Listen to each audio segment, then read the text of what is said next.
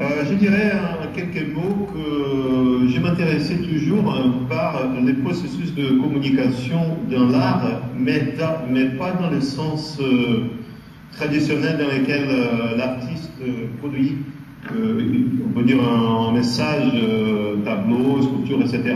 Et donc le musée devient le moyen de transmission de ce message.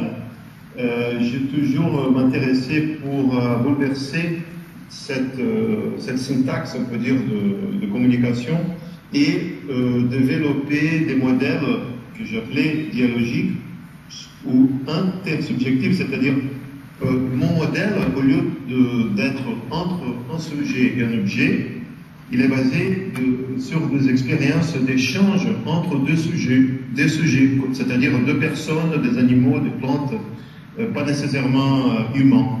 Donc depuis plus de 20 ans, je développe des travaux qui finalement m'ont amené au domaine de la bio. Vous pouvez déjà regarder le latin.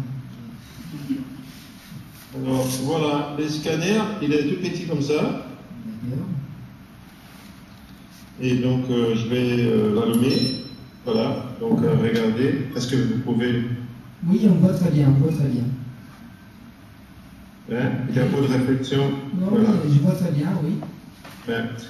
Donc, pour vous montrer, je vais commencer par mon bras. Donc, je vais appuyer sur ces boutons-là. Oui. Et je vais escaler les bras. Et est-ce que vous pouvez lire les résultats? Not found. On Exactement. ne vous a pas trouvé.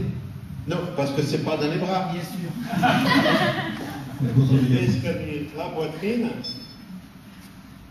Regardez. On ne vous a pas encore trouvé, c'est toujours no ID found. Exactement. Alors, je vais chercher donc le bon droit. Je vous avais dit qu'il était en pyjama. Et regardez les résultats.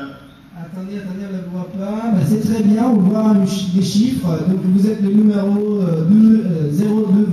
0226109532. Très bien, on vous a eu, très bien. Je développe mon travail très sérieusement.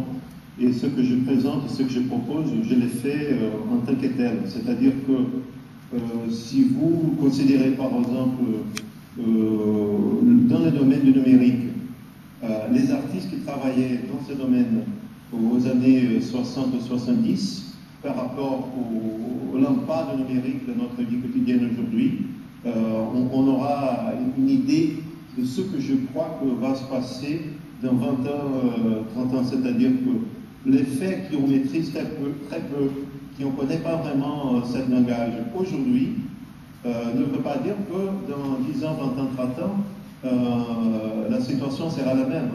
Et donc moi, je fais mon travail, je travaille tranquillement avec la conscience que la réception de mon travail va complètement changer à partir du moment que la présence de biotechnologie dans la vie quotidienne sera pareille avec la vidéo et avec le numérique dans l'avenir. Donc vous avez un petit peu, vous suivez un peu les traces de certains écrivains comme Asimov par exemple, ils ont jeté les bases du science-fiction qui a dirigé l'évolution scientifique dans les futurs.